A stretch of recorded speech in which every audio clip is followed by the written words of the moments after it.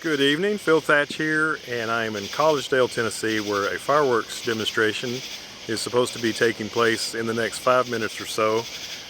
All over the place, the whole town. Holy crap, it's starting right now, and I need to move my camera.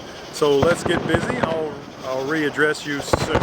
So the fireworks started while I was doing the lead-in video, and we needed to move the tripod, switch lenses during the fireworks display.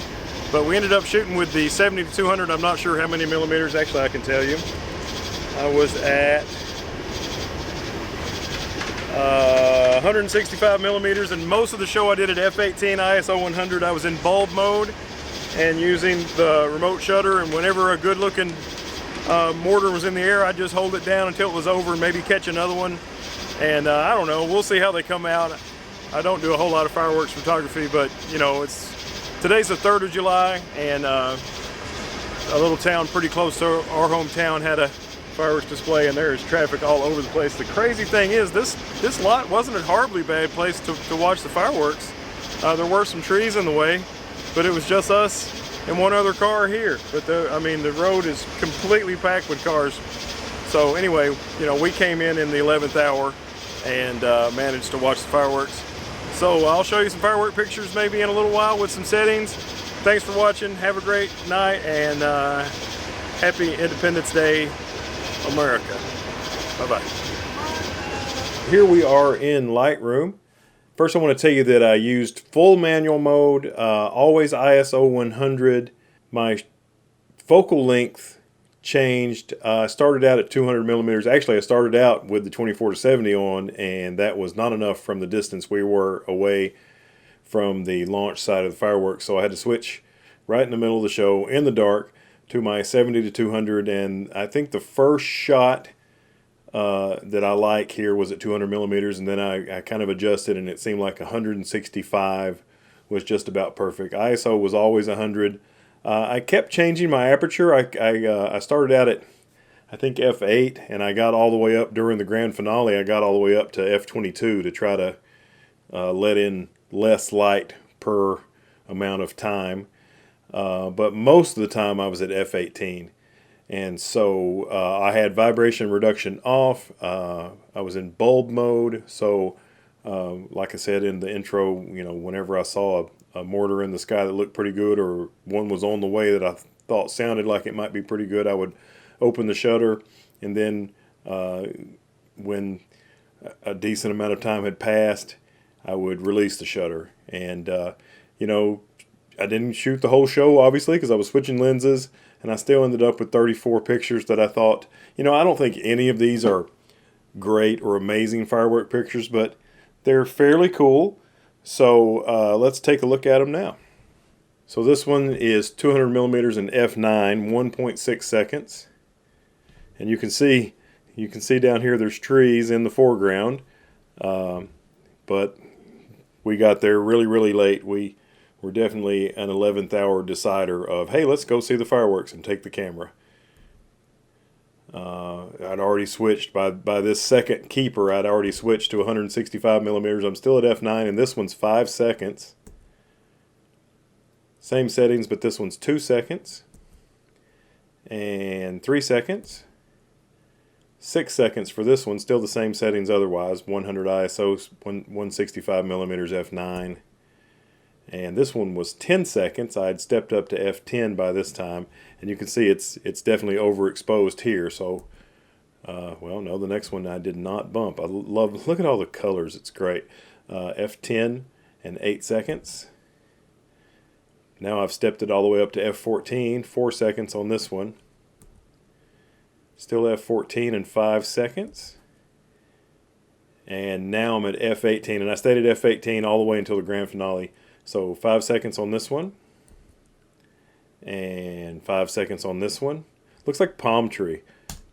Look at it up close. Look at all the detail where the sparks were coming off of the main piece of mortar there. Really cool. 6 seconds on that one. 5 seconds. 10 seconds on this one. Lots of different mortars all combined for this shot. 5 seconds here. You can see the wind was definitely blowing slightly from right to left, and that affects the way the fireworks move in the air. 5 seconds on this one. 5 seconds on this one. The tree is not sharp because of the breeze and the leaves wiggling around. By the way, it was manual focus as well. I dialed in the focus on the first shot. It was pretty easy, and just left focus on manual, so I didn't have to fool with that at all. No autofocus, no vibration reduction, no metering, and the length of the shots was just determined by how much. I didn't want to overload the exposure. I would just press it down until I thought I had enough to make the exposure look good. Not in terms of how long for one. I didn't want too many mortars in each shot because then it would overexpose just from stacking up lots of light. 6 seconds on that one. And there's a 5-second shot. And I just kind of cropped these to where the firework filled the frame. 6 seconds on that one. I like it when the smoke coming off the fireworks is lit up by the firework that's near it, so there's colored clouds of smoke in the sky. There's a 6-second shot. 13 seconds for that one, and you can see there's lots of different mortars. 1, 2, 3, at least 4. There's another one, 5. Oh, here's another one down here. Let's call it 6. So 13 seconds. And this is another 13-second shot. A little overexposed here. 10 seconds on that one. And we're still ISO 100, 165 millimeters, and f/18. You may be able to see the settings in this area here. Here is 5 seconds. 6 seconds. 10 seconds on this one. 8 seconds. Lots of explosions during that one. 2.5 seconds for this one. 10 seconds.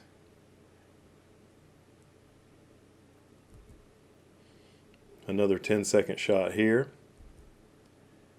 5 seconds. Still the same settings, f/18, 165 millimeters. 6 seconds.